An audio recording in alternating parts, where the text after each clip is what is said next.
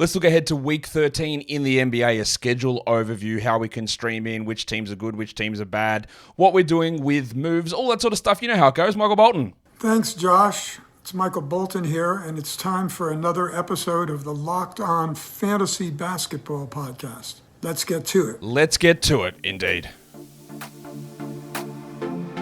You are Locked On Fantasy Basketball, your daily fantasy basketball podcast, part of the Locked On Podcast Network.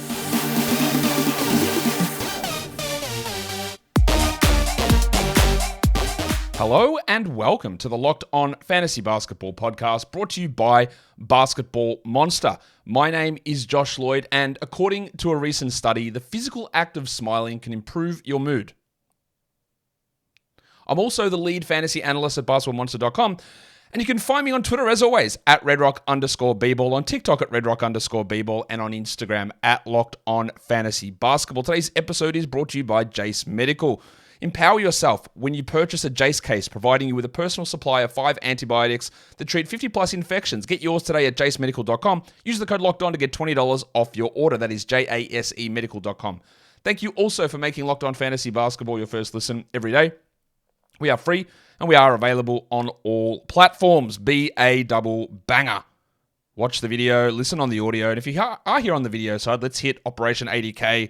Thumb it up, subscribe, notification bell, and leave all of your comments down below. Actually, what you can do, right now, leave a comment. Where are you positioned in all of your fantasy leagues? Where are you in the standings currently as we sit heading into Week 13? Tell me, just write the comment first. Last, whatever. Write the comments. Do something. Let's just bump this up. That'd be great if you could do that. We are here to talk about Week 13 in the NBA. We are getting closer and closer to the fantasy playoffs. Still 6, 7, 8 weeks away, depending on where you or when you set your schedule. But we are getting there, so we need to start moving more into the, focusing on the trade deadline. Not quite yet. We're getting closer to it. Start to focusing more on playoff schedule. Not quite there yet as well. But also longer-term stashes, and that just don't work as much anymore. Especially if you're in the middle pack, you need to start accumulating Ws. You need to start playing the schedule. You need to turn more into streaming and getting games advantages if that's the way that your league is able to be set up. Let's have a look how the week starts. It is very important to note, as I'm sure many of you do, over in the States, because you guys get a public holiday. And I know that people here, when you get a public holiday, you know when it's coming up. But if those of you who aren't in the US, you might not be aware there is a public holiday coming up on Monday, Martin Luther King Day. Now, this is a great day in the NBA schedule for most people. Me, maybe not so much, because the game starts super early and I don't get to see the start of things because it starts at like 4 or 5 in the morning. But what I am here to just mention to you is that Monday, first day of the week, you got to have your lineup set because the games start very early. We got games on, what day is it that it actually starts? What time is it? So 1 p.m. Eastern we start. That is 5 a.m. here in Australia. So for Monday, 11 games, Martin Luther King Day, we have got 1 p.m. game, 2:30 p.m. game, 3 p.m. games, 3:30 p.m. game, 6 p.m., 7 p.m., 7:30 p.m. Don't know what this next one is. Let's say it's 9 p.m. and 10:30 p.m. There's games all over the shop with 11 games. So it's a high volume day, spread out throughout the day, but you got to have things sorted early in the day on Monday. 11 games Monday. It's a long way of telling you that. There's only 3 on Tuesday as a lower volume day on the back end of Martin Luther King Day. 10 on Wednesday, so a little bit of a higher volume on then. And then we have a really strong end to the week. 5 Thursday, 8 Friday, 8 Saturday, 6 Sunday. You could make an argument, it would depend on your roster, that you could stream perhaps every one of these days apart from Monday. The 10 is always going to be borderline, but there is a possibility you can crack in for the final 6 days of the week. On Monday with 11 games, and you probably are going to have a full roster. But again, look at your own individual setup and how that all plays out as to how your streaming looks. Half of the league this week plays 4 games. 15 teams playing 4 games. If you are here on YouTube, you can see those names up on the screen. Atlanta, Boston, Brooklyn, Houston. Indiana, the Lakers, the Heat, the Knicks, the Thunder, the Magic, the Sixers, the Spurs, the Raptors, the Jazz, and the Wizards all play 4 games. So half of the league is playing 4. We've had weeks where there's been 20 teams that play 4 weeks. Last week, I think we had 13 teams that played 4. We're right in the middle here. So when you are looking at teams that played 2 games, and there are 3 of them this week, they are at a significant disadvantage when the majority are playing the 4 games for the week. The 12 teams that play 3 games. Hornets, Bulls, Cavs, Mavs, Nuggets, Pistons, Warriors, Grizzlies, who are absolutely shit out of luck at the moment. We see today for Saturday's game, like Jaren Jackson's out, Aldama's out, Bane's out, and everyone else. I don't know if Bane's going to miss this week. He might. I don't know what is going to happen with this team. That Grizzlies game today, I know it's going to be a disaster, but that is one of the more important games to watch for fantasy because everyone is out. Tillman looks a great ad, so does Kennard, but there might be randoms like GG Jackson step up. Maybe it is David Roddy. I don't know. That team is a disaster at the moment. Back to who else plays 3. The Wolves do, the Pelicans do, the Suns do, and speaking of disasters, the Portland Trailblazers do. At least they are back home now after losing by an average of like 21 points in their road trip where they won that one random game against the Nets and then got absolutely stomped across the other games that they played. So who has 2 games? Well, I'll tell you, it's the Clippers, which I feel like it's the 5th time this year that they've had a 2-game week. Maybe it's not. It might be the 4th, but they have had more 2-game weeks than anybody, I'm certain. Clippers have 2, Bucks have 2, Kings have 2. This is a big change for Milwaukee because they had the best schedule in week 12. They had 4 games. They had high volume, all quality games, and the only team that played a Thursday, Saturday, Sunday, 3 and 4 to end the week with quality games. And then you go from that where you go, maybe I'll keep Leaky Beasley, maybe I'll keep Bobby Portis into a week where like it's no way. With only 2 games on, that's just not something you should be interested in. So it is a big change. And that is where playing the schedule becomes really important. It was interesting to have Beasley last week, and even like still today holding for Sunday, and then you can go and move on. But even like the Clippers, for example, say, look, that's a 2-game week. What do I do with that? That's not really, that's not exciting. I've got my Norm Powell. For some reason, I have suffered a traumatic brain injury. And I still have Russell Westbrook. And you look at how that all potentially plays out and the way that the schedule goes, right? But a 2-game week, not good. Except for the Clippers, it's a little bit different. And the reason I say it's a little bit different is that they play Sunday and they play Tuesday. So it's actually good for them at the start of the week. Because you get that game on Sunday to end week 12, and then you just miss out on Monday with 11 games on, and they play the low-volume Tuesday where there's 3 games on only. So each schedule is not built the same. It's not always about, and you'll hear this is really, this is not me trying to shade people who say things, and I'm not, because you will find random bits of content that gets thrown around everywhere on the internet in many different forms. And people are like, wow, they've got a 2-game week, that's a disaster. Or this team's got a 4-game week, that's fantastic, got to look to that. But that's just not how we really approach things for fantasy. Because a 2-game week for the Clippers is objectively not great, but we're not making moves just for 1 week. Like, we don't just make a move and go, all right, we're done. So having a Clippers player, having Norm Powell, holding Sunday through Tuesday is pretty good. Get a Sunday game in, get a Tuesday game in, then move off. Whereas other 4-game teams might be nowhere near as exciting, because they just don't play on the good days, or they're good low-volume games played later in the week, and it's just not as important. So I think we need to be, like, I know the NBA has made a real conscious effort to break the season into weeks. About 5 years ago, we never had week numbers. The NBA never referenced week numbers. It was a little bit there in fantasy, but it's been a real concerted effort, again, to make it more like football.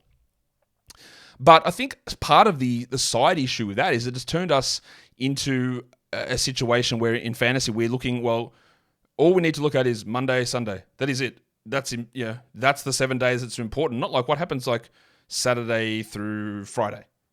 Is that 7 days period different?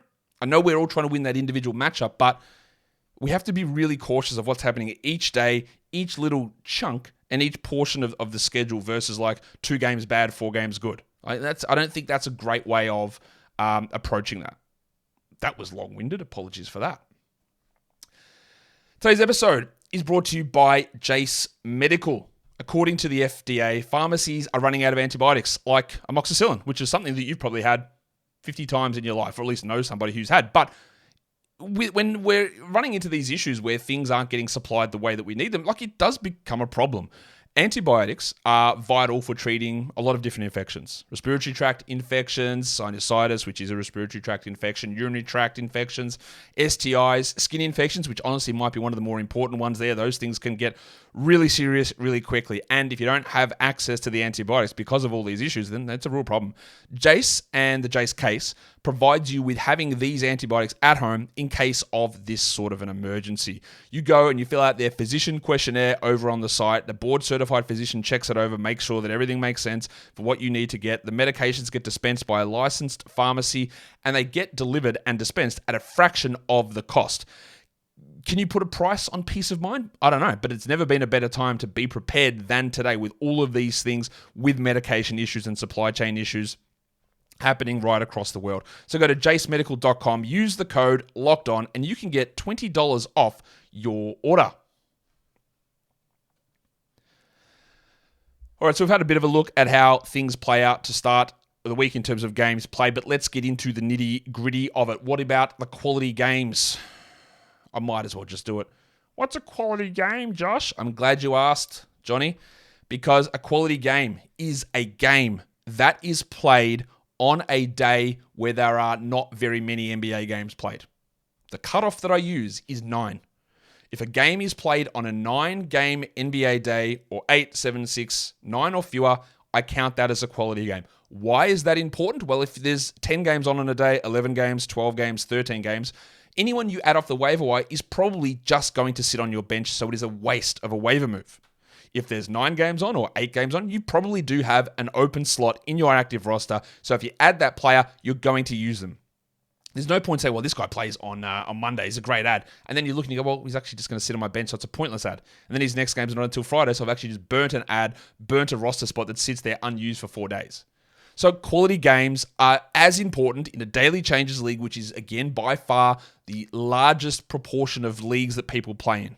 Yes, you have weekly changes league. Yes, you have the terrible system that is sleepers system. All that stuff does exist. But the vast, vast majority of people who play 12 teams, 9 category, daily changes leagues. That is the, and snake drafts. That is the absolute standard thing that happens right across fantasy. That is the number one thing.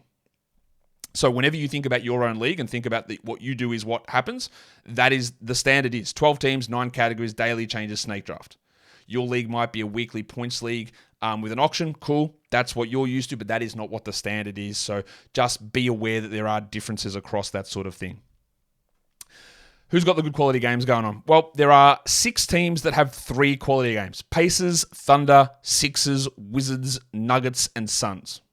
What's important about those? Those first 4, the Pacers, the Thunder, the Sixers, and the Wizards, are 4-game teams, and 3 of their 4 games are on the low volume days. That's good, yeah? Like that's interesting.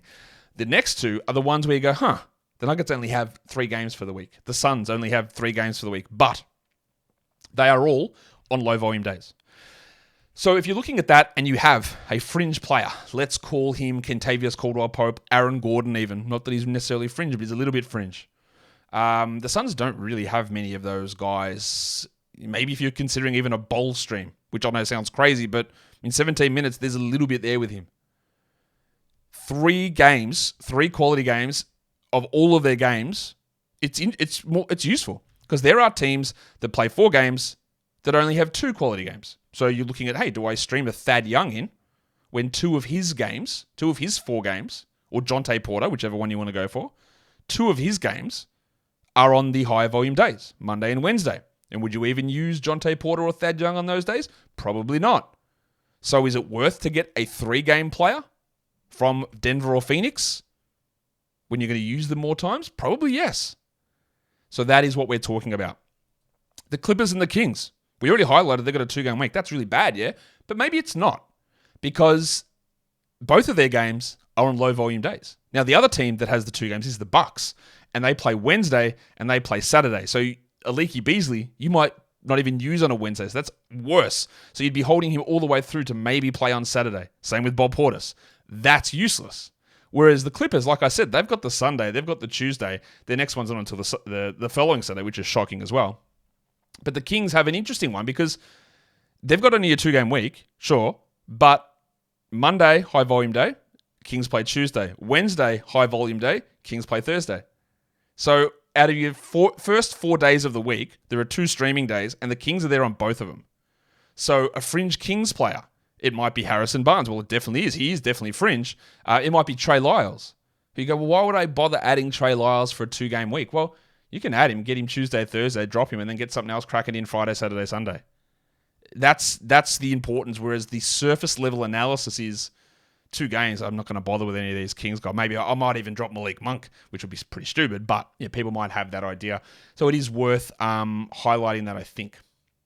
Let's talk Stream Zone. This is just trying to maximize our games played, working under the assumption that on Monday and on Wednesday with 11 and 10 games on respectively, we're probably not going to have an active roster spot. So how can we get the most games played? It is a little bit harder this week to be able to fully max it out, but we can do a Tuesday, Thursday stream with two different teams, the Thunder and the Kings. I just talked about the Kings there, and then the Kings after Thursday don't play again for the week. But you can add a fringe, a Lou Dort, a Trey Lyles. Malik Monk just should be rostered anyway, but maybe it's Herter if he returns. I don't know if he's going to be available or not. You definitely won't use Chris Duarte. I'm pretty confident about that. But an Isaiah Joe you could use for the Thunder there as well. Not much else probably going on in terms of stream options with those squads. Maybe it's a Case and Wallace for deeper leagues, but you get the Tuesday, Thursday combination for the Thunder and the Kings. Then you can move on from those fringe players, and then you look for a Friday, Saturday back-to-back. Now, we usually don't have an ability to stream a Friday, Saturday back-to-back because Friday is usually a 10, 11, 12 game day, but it's not this week. We've got 8 games Friday, 8 games Saturday. So we can actually take advantage of the Friday, Saturday back-to-back, and 4 teams do it. Hawks, Hornets, Sixers, Spurs. Very important there to note that the Sixers are one of those, and the Sixers have a terrible schedule this week. They've got 4 games, but it's 2 sets of back-to-backs. Meaning, Mr. Swollen Knee legend himself, Joel Embiid, is he going to play 2 games this week? Maybe. And does that mean you get 25 minutes of Paul Reed in 2 of those games and then 14 minutes of him in the other 2? Maybe. That's 28 minutes plus 50. That's 78 minutes for Paul Reed for the week. Is that enough to have him on your roster? It's debatable. It might be. It's debatable, though.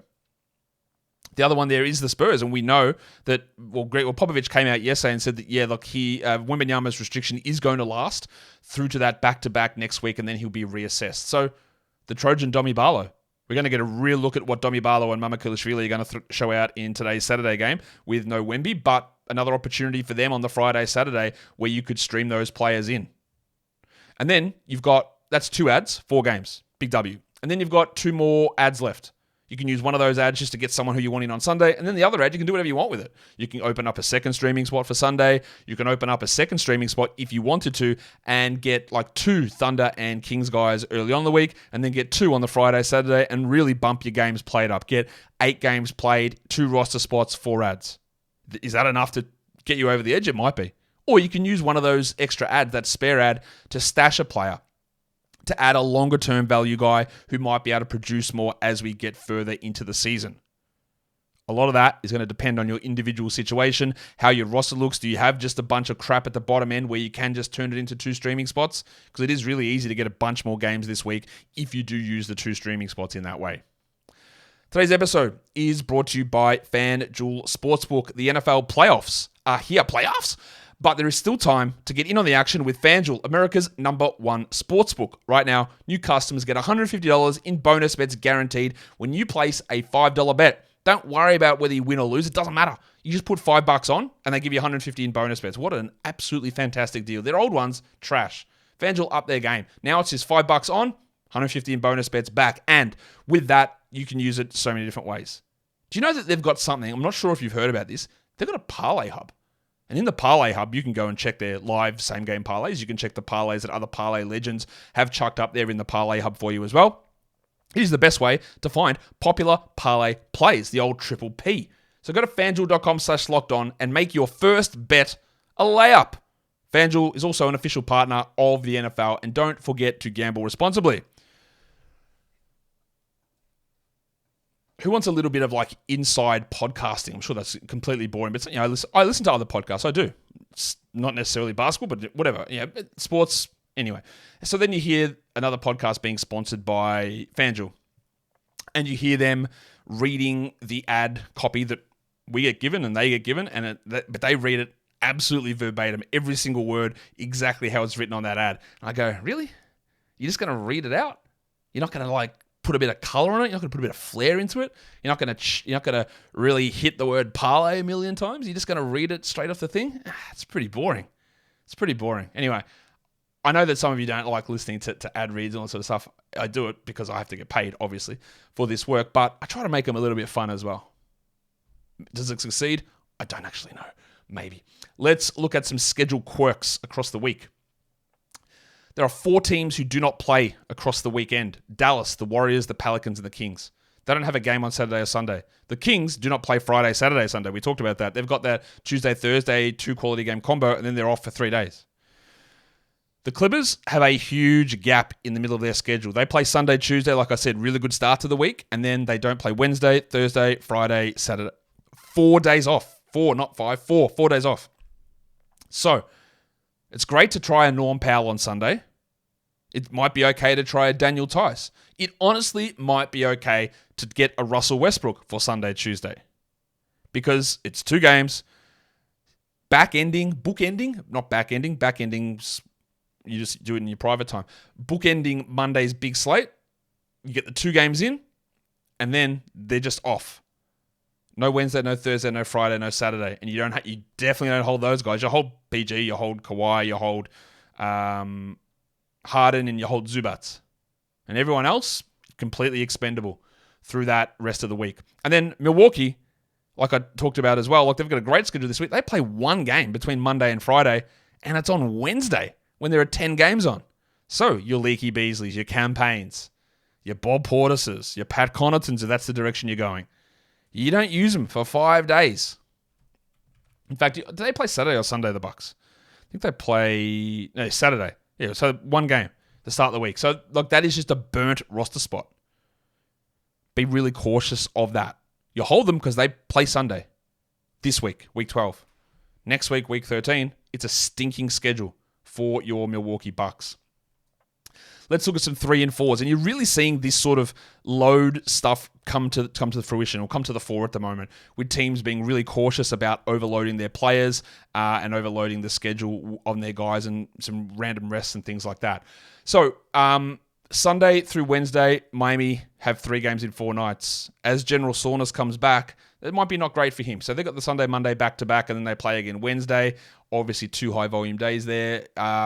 So some extra value onto their reserves with Butler and with Lowry and even Hero, perhaps at risk of sitting. Monday through Thursday, you've got the 4 teams who play 3 and 4. Knicks, Thunder, Raptors, and Jazz.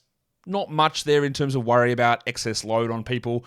Wednesday, Saturday, we've got a lot of teams. It's the Hawks, and DeJounte Murray keeps popping up with hamstring soreness, and Trae Young with a shoulder issue, and Capela's Achilles. There's a little bit of an extra burden on them.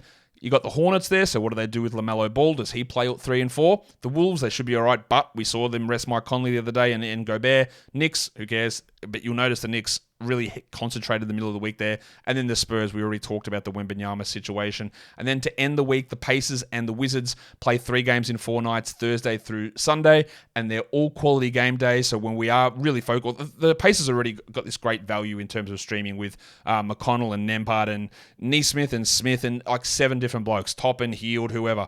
But towards the end of the week, really good value. For the Wizards, who knows? Who knows? Maybe Corey Kispert, maybe Bilal Coulibaly, I don't know. But they've got the back-ended schedule there. No one has a 4 in 5, and that's good. We don't see many of those in the NBA, if any. 4 in 6, we've got the Pacers and the Heat, who play 4 games in 6 nights, starting on Sunday of week 12, heading into Friday of week 13. And then Monday through Saturday, it is the Hawks, the Knicks, the Thunder, the Sixers, the Spurs, the Raptors, and the Jazz play 4 games in 6 nights, Monday through Saturday. Nobody plays 4 games Tuesday through Sunday. There is no team that has their 4 games and that they miss MLK Day and then play 4 the rest of the week. Nobody does that. So we've got that 4 in 6 there for those 7 teams, like I mentioned. No one, thankfully, has a 5 game in 7 night stretch, but 2 teams have 5 games in 8 nights. And where this is interesting is it's the Pacers. So no Tyrese Halliburton, obviously. So all of these waiver ads that you've got are getting pumped in extra games. So the importance of getting the Pacers in is really huge here. It's massive. For the Heat, it's probably the other way because we know that they're banged all the way up. Butler, Hero, Lowry, Kayla, who knows? But they've got a big week coming up. And just in time for General Soreness to come back, is he going to play 5 games in 8 nights? Of course he isn't. So the value of guys like Jaquez and Highsmith and Caleb Martin, maybe Jovic, but probably not. But there might be games where he has to play big minutes. So there's going to be some weird stuff happen there, I think, with Miami, given the way that they are banged up, the way that they're cautious about their injuries, and the way that they got an overloaded schedule coming up here in the next 8 days, Sunday through Sunday. The back-to-backs, not that many this week. We've got the Sunday, Monday, Indiana and Miami combination, but remember the Monday is a higher volume day. Monday through Tuesday, we've got OKC and Philadelphia. Monday, again, the high volume day. So who plays on the Sunday through Tuesday? Well, surprisingly, there's 4 teams. The Nuggets, the Clippers, the Suns, and the Kings. So when you're looking at the end of week 12, we've already talked about the Clippers having that advantage. The Kings have got that too, but the Kings go Sunday, Tuesday, Thursday. So for a 2-game week, they've got amazing value. Sunday, Tuesday, Thursday for the Kings. And then it's off for like a period of time. That's why, again, if you get caught up in like, this is what happens in week 13 and this is really bad for a 2-game week, you will run into problems because if you go Sunday through Thursday, the Kings have the best schedule out of everybody. 3 quality games, 5 nights.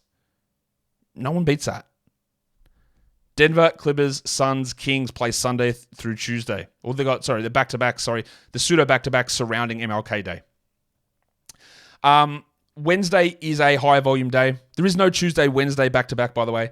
Wednesday, Thursday is a high volume day. So who has that Wednesday into Thursday back-to-back? It is the Wolves, the Knicks, the Raptors, and the Jazz. The Tuesday, Thursday surrounding a 10-game Wednesday is Minnesota. It is the Knicks. It is Minnesota's not right. I've got to double-check that.